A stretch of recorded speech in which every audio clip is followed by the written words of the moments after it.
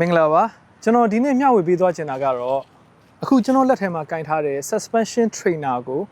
ဘယ်လိုမျိုး setup လုပ်ရမလဲဆိုတာကိုပြသပေးသွားချင်ပါတယ်အခုကျွန်တော်ပန်းညံတစ်ခုကိုရောက်နေတယ်ဒီပန်းညံမှာ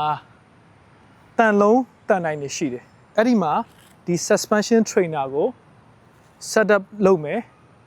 ဘယ်လိုမျိုးစနစ်တကျ setup လုပ်မလဲဆိုတာကိုပြသပေးသွားချင်တယ်အခုကျွန်တော်လက်ထဲမှာsuspension trainer tools ချိတ်ဆက်ပြီးသုံးလို့ရတဲ့ဟာနှစ်ခုရှိတယ်အရင်ဆုံးဘယ်ဟာကို setup စလုပ်ရမလဲဆိုတော့အခုကျွန်တော်လက်ထဲမှာကင်ထားတဲ့ဒီကြိုးဟွာလေးအဲ့ဒါကို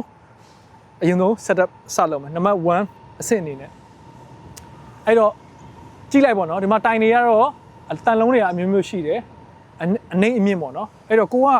ရဲ့အရက်ပေါ်မူတည်ပြီးတော့ရွေးပြီးတော့လုပ်လို့ရတယ်အဲ့တော့ဒီနေရာမှာကိုယ့်ရက်နဲ့ဘယ်နေရာမှီလဲဒီနေရာမှာမှီလားဒီနေရာမှာမှီလားအဆင်ပြေတဲ့နေရာလုပ်ပေါ့နော်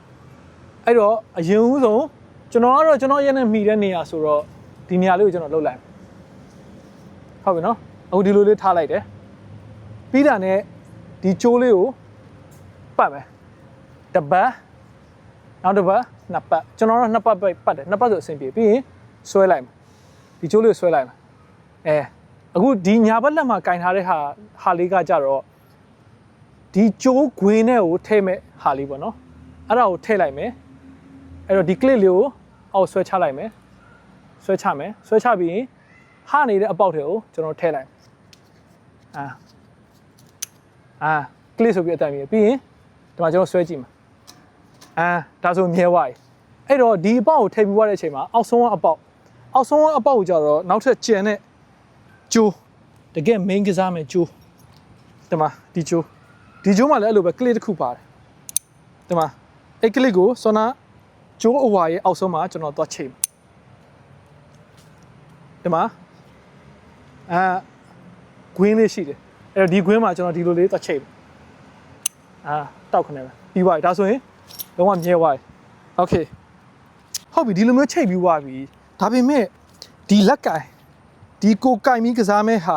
လက်ကင်ကိုဘယ်နေရာမှာထားတင်လဲဆိုတာကိုတချို့ကမသိဘူးအဲ့တော့ဒီဟာကိုပါကျွန်တော်တစ်ချက်ဆက်ပြီးတော့ပြောပြပေးသွားမယ်အဲ့တော့ဒီလက်ကင်ကိုဘယ်မှာထားဖို့အသင့်တော်ဆုံးဖြစ်မလဲဆိုရင်ကျွန်တော်တို့ဒီလက်ကင်ကဒီနိုတကြီးရဲ့အလဲနားလောက်မှာရှိရင်အဆင်အပြေဆုံးပါပဲအဲ့တော့ဒီဟာလေးကိုဘယ်လိုညှိမလဲဆိုတော့ကျွန်တော်ကြည့်လိုက်အောင်နော်အခုဒါတစ်ဖက်ကရှည်ပြီးတစ်ဖက်ကတိုနေတယ်ဟုတ်ပြီအဲ့နှစ်ခုလုံးကျွန်တော်တို့ကညီအောင်ထားပြီးတော့နိုဒီကြီးနားမှာထားမယ်အဲ့တော့ဒါဒီဘက်တစ်ခုကျွန်တော်ပြအခုလက်ရှိ suspension trainer ရဲ့လက်ကင်ကကျွန်တော်ရဲ့ဒူးကောင်းအပေါ်နားမှာရှိတဲ့နေရာနားမှာရှိနေတယ် suspension trainer ရဲ့လက်ကင်ကဘယ်နေရာမှာထားရမလဲဆိုတော့ဆောနာကျွန်တော်ပြောသလိုပဲညိုတကြီးရဲ့အလယ်နားလောက်မှာထားမယ်ဟုတ်ပြီအဲ့ဒါကိုကျွန်တော်ဘယ်လိုညှိမလဲဆိုတော့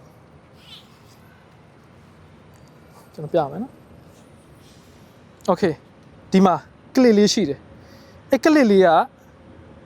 ပုံမှန်ဒီလိုရှိတယ်အဲ့ဒါကိုကျွန်တော်ကအောက်ကိုဆွဲချလို့ရအောင်ဘယ်လိုလုပ်မလဲဆိုတော့ clip လေးကို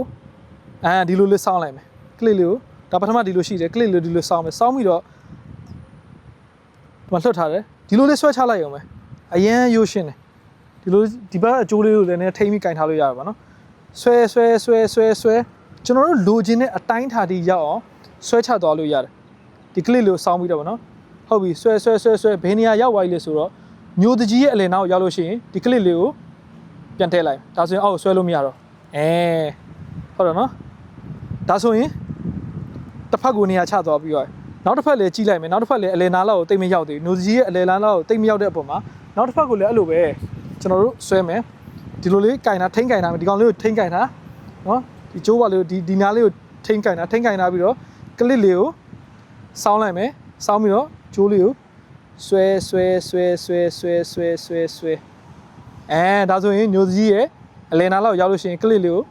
ပြန်တဲလိုက်ဒါဆိုပြီးသွားပြီအခုကျွန်တော်နှစ်ဖက်အရှင်ပြမယ်နော်ဟုတ်ပြီဒီလက်ကင်နှစ်ခုလုံးကညီတယ်နဲ့တူဟုတ်တယ်ညီတယ်โอเคဒါဆိုရင်အခု suspension trainer လက်ကင်နှစ်ခုလုံးကညိုတကြီးရဲ့အလယ်နားတက်တဲ့ကိုတွားရောက်ပြီဟုတ်နော်ရောက်သွားပြီပေါ့အဲ့ဒါဆိုရင်ကျွန်တော်တို့ suspension trainer ကိုအသုံးပြုပြီးတော့လေ့ကျင့်ခန်းတွေစလုပ်လို့ရတယ်ဟုတ်ပြီ အဲ့တော့ကျွန်တော်ဒီနေ့မျှဝေပေးသွားတာကတော့ဒီ suspension trainer ကိုစနစ်တကျဘယ်လိုမျိုး